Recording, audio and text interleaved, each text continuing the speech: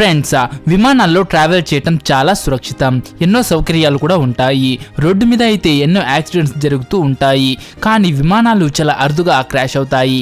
అయితే ఈరోజు మన ఈ వీడియోలో విమానాల్లో జరిగిన కొన్ని విచిత్రమైన సంఘటనల గురించి చెప్తాను. వాటి గురించి తెలుసుకుంటే మీరు ఖచ్చితంగా ఆశ్చర్యపోతారు.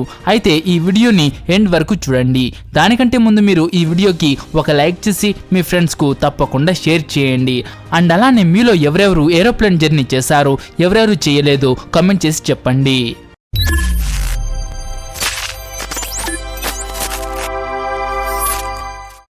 2023 మే 26న ఒక ఇంటర్నేషనల్ ఏరోప్లేన్ బేజు ఐలాండ్ నుంచి డేగ్యూ ఇంటర్నేషనల్ ఎయిర్పోర్ట్ కి ప్రయాణిస్తూ ఉంది. దీనికి దాదాపు ఒక గంట సమయం పడుతుంది. ఆ ప్లేన్ లో క్రూ మెంబర్స్ తో పాటు 200 మంది ప్యాసింజర్స్ ఉన్నారు. ఫ్లైట్ లో అయితే ఏ ప్రాబ్లం లేదు. గంట వరకు అది గాల్లో బాగానే ప్రయాణించింది. అయితే ఫ్లైట్ ఎమర్జెన్సీ విండో దగ్గర ఒక దక్షిణ కొరియాకు చెందిన వ్యక్తి కూర్చుని ఉన్నాడు. ప్లేన్ ఎప్పుడైతే ల్యాండ్ అవ్వడానికి సిద్ధమైందో అప్పుడు అతను ఒక్కసారిగా ఆ ఎమర్జెన్సీ ఎగ్జిట్ డోర్ ని తెరిచేశాడు. అప్పుడు ఆ ప్లేన్ దాదాపు 700 అడుగుల ఎత్తులో ఉంది. ఇతను డోర్ ని తెరిచిన వెంటనే గాలి చాలా వేగంగా ఏరోప్లేన్ లోపలికి వచ్చేసింది. దాన్ని చూసి అక్కడున్న ప్యాసింజర్స్ అందరూ భయపడి కేకలు వేశారు. అదృష్టవశాత్తు ఏ ప్రమాదం జరగలేదు. ఎప్పుడైతే ఆ దక్షిణ Korean passenger emergency exit door తెరిచాడో అప్పుడు క్రూ మెంబర్స్ వెంటనే దాన్ని కష్టపడి మూసేశారు. కానీ వేగమైన గాలి వల్ల ఈ ఎమర్జెన్సీ ఎగ్జిట్ డోర్ క్రాక్ అయింది. దానికి చిన్న రంధ్రం కూడా అయింది. దీనివల్ల ప్లేన్ లోకి గాలి వేగంగా వస్తూనే ఉంది. కానీ పైలట్ చాలా కష్టంగా ప్లేన్ ని ల్యాండ్ చేశాడు. అసలు అతను ఇలా ఎందుకు చేశాడో అతన్ని ఎంక్వైరీ చేసినప్పుడు అతనికి ఊపిరి సరిగా ఆడలేదని, అందుకనే డోర్ ని తెరిచాను అని చెప్పాడు. అయితే అతని గురించి ఇంట్రాగేట్ చేసిన తర్వాత తెలిసింది ఏంటి అంటే అతనికి జాబ్ పోయిందని, దీనివల్ల అతను ఫుల్ గా డిప్రెషన్ లోకి వెళ్ళిపోయాడని, దీనివల్ల అతను ఏం చేస్తున్నాడో అతనికి అర్థం కావట్లేదు అని.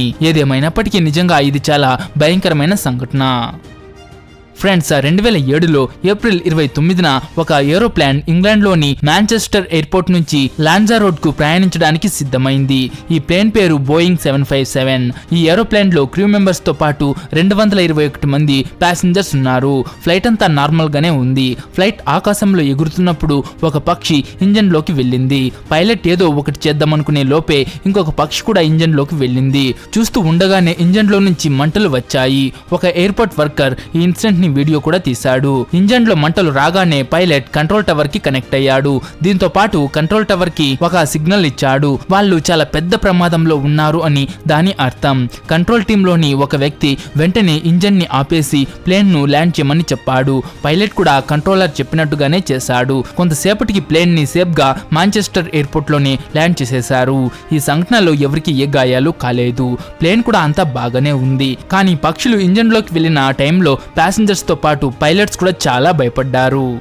ఫ్రెండ్స్, మనందరికీ విమానాల గురించి తెలుసు. సాధారణంగా ఇవి ల్యాండ్ అవుతున్నప్పుడు క్రాష్ అవుతాయి. కానీ ఇప్పుడు నేను చెప్పే విమానంలో అలా కాదు. ఈ ఏరోప్లేన్ ఎయిర్పోర్ట్ లో ఆగి ఉంటుంది, కానీ ఒక్కసారిగా బ్లాస్ట్ అవుతుంది. దీన్ని చూసి ప్రతి ఒక్కరూ చాలా భయపడతారు. ఒకసారి ఈ వీడియో చూడండి. ఈ వీడియోలో ఒక ఏరోప్లేన్ యూకే ఎయిర్పోర్ట్ లో ఉంది, కానీ ఒక్కసారిగా ఈ ప్లేన్ పేలిపోయింది. ఈ దృశ్యాన్ని చూసిన ప్రతి ఒక్కరూ షాక్ అయ్యారు.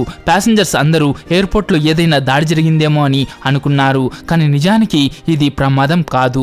యాక్చువల్ గా ఇంటర్నేషనల్ సివిల్ ఏవియేషన్ ఆర్గనైజేషన్ ఈ ప్లేన్ ని కావాలనే పేల్చింది. ఈ ఏజెన్సీ రెస్పాన్స్ టీమ్ కి ట్రైనింగ్ ఇస్తోంది.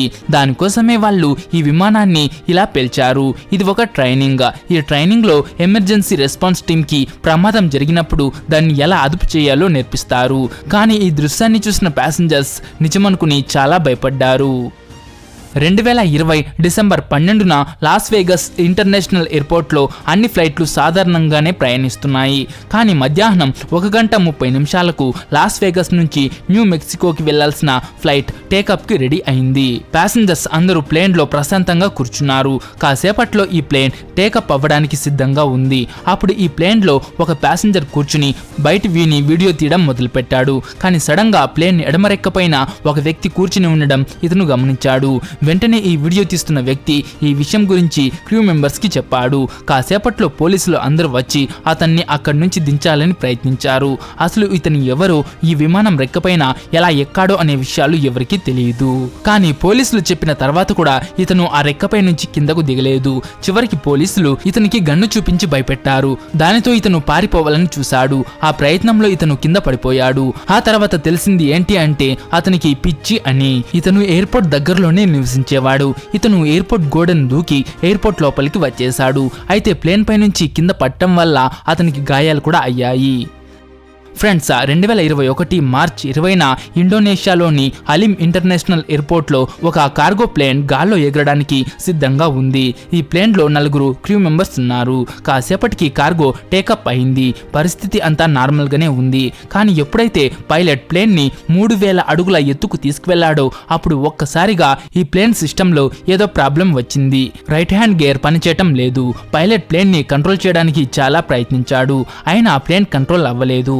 వెంటనే పైలట్ కంట్రోల్ టవర్ ని కాంటాక్ట్ అయ్యాడు. అతను ప్లేన్ ని ల్యాండ్ చేయడానికి పర్మిషన్ తీసుకున్నాడు. కానీ ప్లేన్ ని వెనక్కి తిప్పడం అంతా సులభమైన పని కాదు. ఎందుకంటే ప్లేన్ గేర్లు పనిచేయటం లేదు.